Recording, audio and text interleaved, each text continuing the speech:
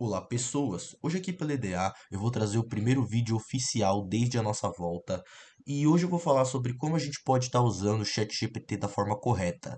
E antes que você me pergunte por que eu escolheria esse tema, bom, a maioria das pessoas não sabe utilizar o ChatGPT da forma correta atualmente. Isso se deve ao fato de que o ChatGPT ainda é uma tecnologia relativamente nova e a grande parte das pessoas ainda não sabe como pesquisar as informações da maneira correta.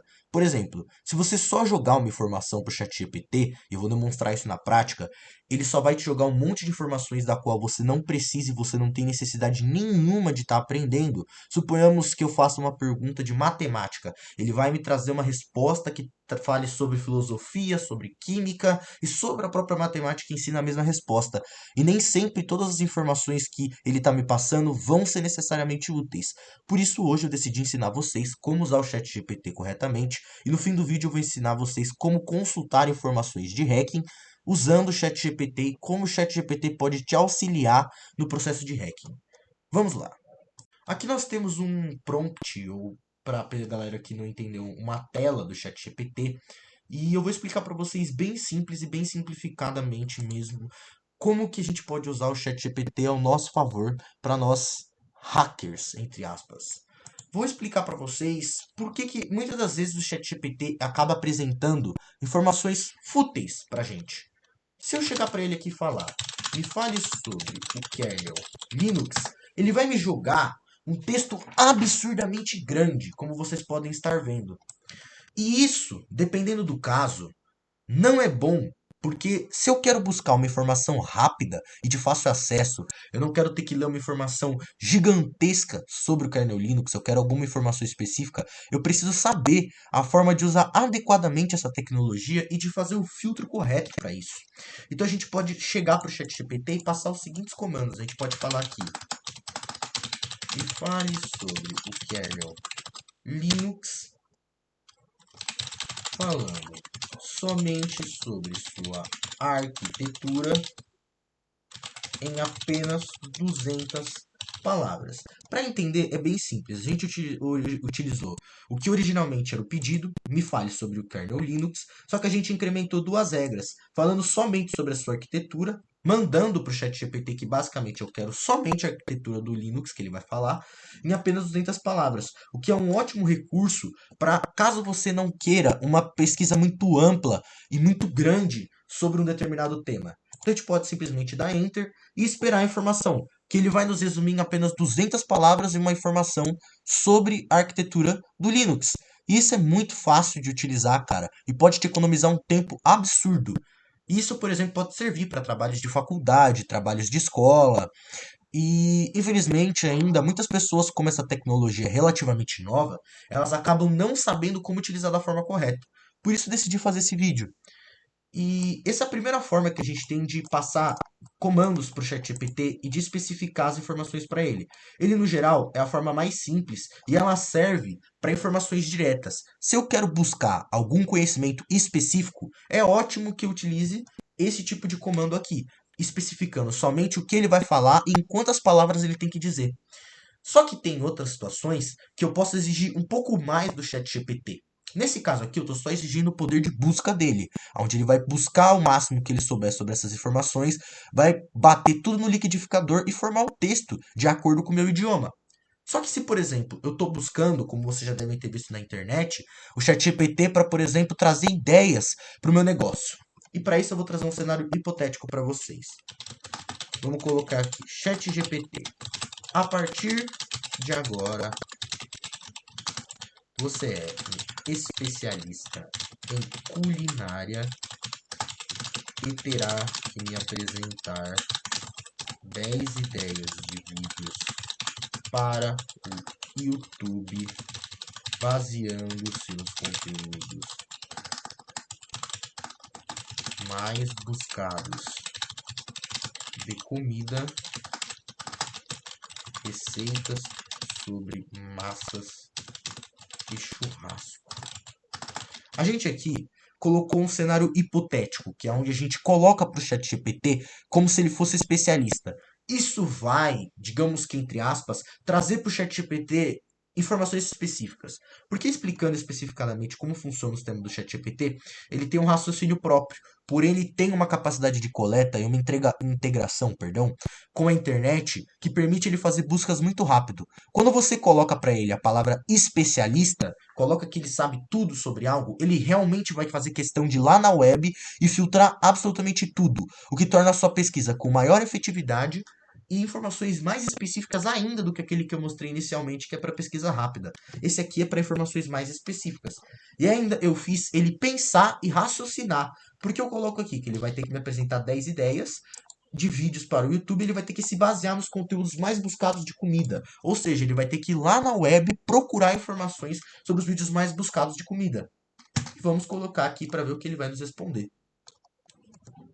Vamos esperar ele pensar e raciocinar para a gente ver qual tipo de resposta.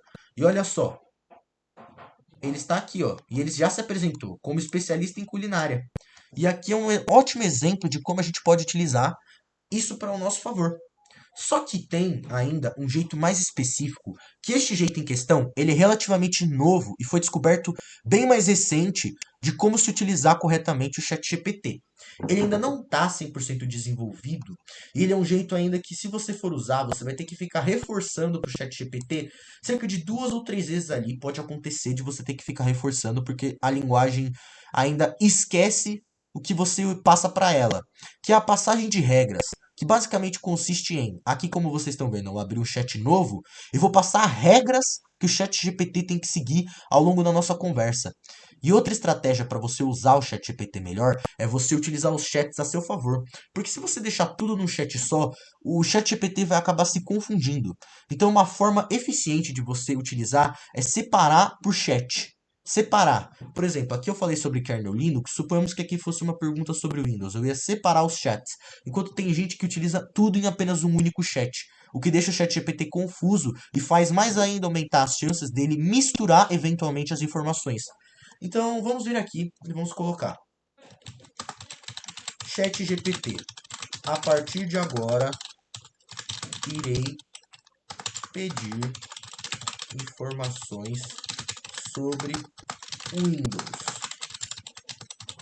Você é um especialista no sistema operacional Windows e sabe tudo sobre ele, como se o tivesse criado.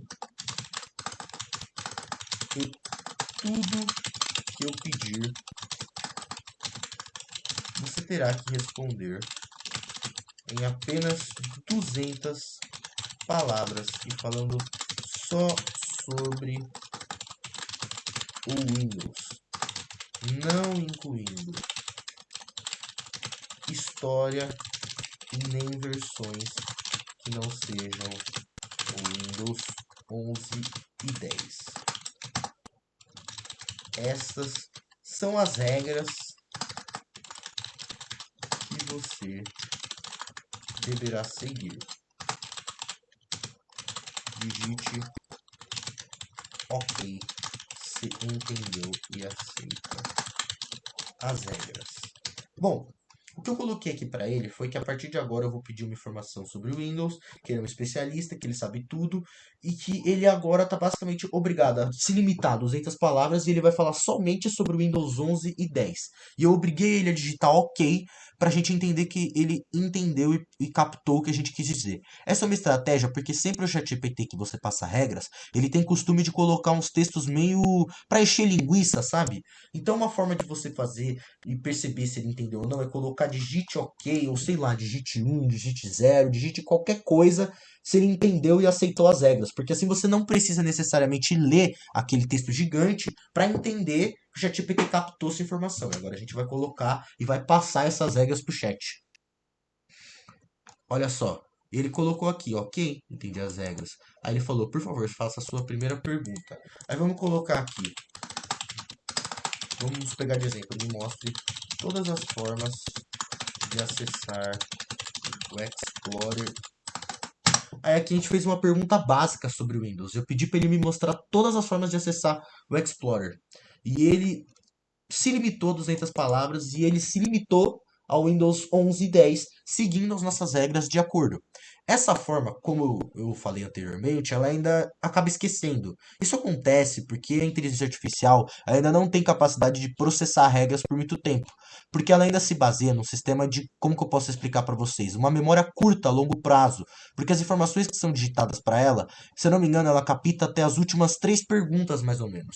Não é uma regra. Pode ser que aconteça do ChatGPT ficar o chat inteiro memorizando a regra, mas pode ainda acontecer o bug dele simplesmente esquecer a sua regra. Isso é normal de acontecer e não se assustem, porque ainda é uma forma de operar a linguagem do ChatGPT que ainda está em desenvolvimento.